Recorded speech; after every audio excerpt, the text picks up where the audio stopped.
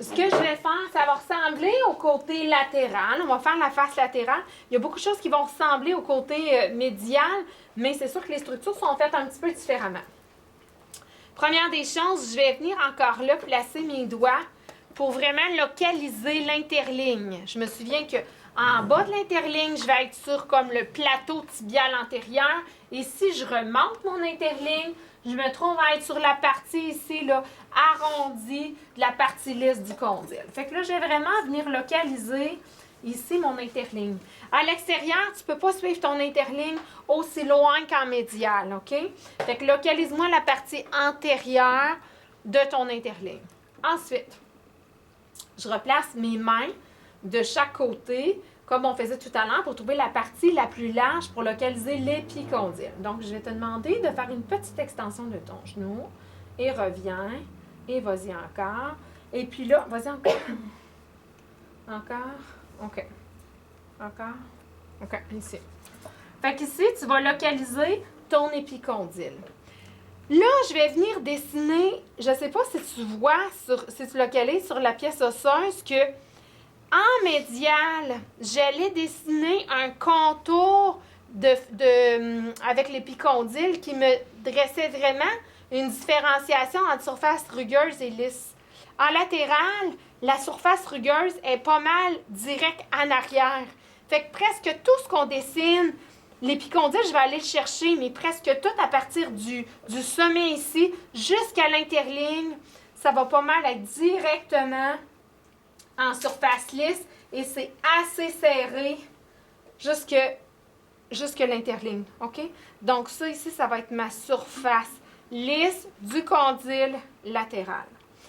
Tu peux quand même venir m'indiquer, juste twister un petit peu en arrière au niveau de ton épicondyle, puis me montrer que ça ici, ça revient en diaphyse. Mais ça, là, c'est quasiment du 3D, c'est presque en arrière de mon autre ligne ici, OK?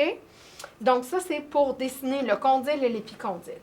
Ensuite, on va venir localiser une petite bosse osseuse que si tu descends ton doigt vraiment vis-à-vis, en fait, de la partie latérale, tu vas tomber sur une proéminence osseuse qui fait partie de l'aspect latéral du condyle du tibia latéral. Puis ça s'appelle le tubercule de Gerdy. Donc ici, si je descends, dès que je tombe en bas ici, je tombe sur un genre de bosse. Je le sens vite, là.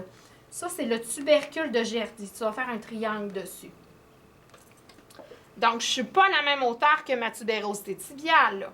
OK? Donc, c'est vraiment une bosse osseuse qui est comme en latéral, en dessous de mon condyle, du côté tibia. Ensuite, je vais te demander, à la même façon que tu as fait pour le ménisque latéral, d'aller placer, le ménisque médial, c'est-à-dire d'aller placer tes doigts au niveau de l'interligne. Tu restes bien relâché. Et puis, je vais aller chercher une rotation tibiale. Et là, je vais sentir, je le sens ici, le ménisque latéral, OK? Donc, dans la torsion, tu le sens, oups, partir, revenir. Et ça, ici, ça va être ton ménisque.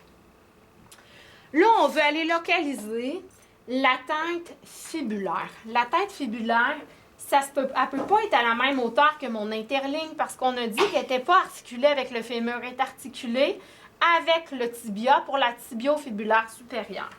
Donc, ici, ce que tu vas faire, c'est que tu vas te diriger vers l'arrière. Une fois que tu es vis-à-vis de ton tubercule de Gerdy, là, va placer tes doigts derrière puis essaye de localiser quelque chose. Tu risques d'être plutôt proche. Et là, ici, je peux localiser sa tête fibulaire. OK?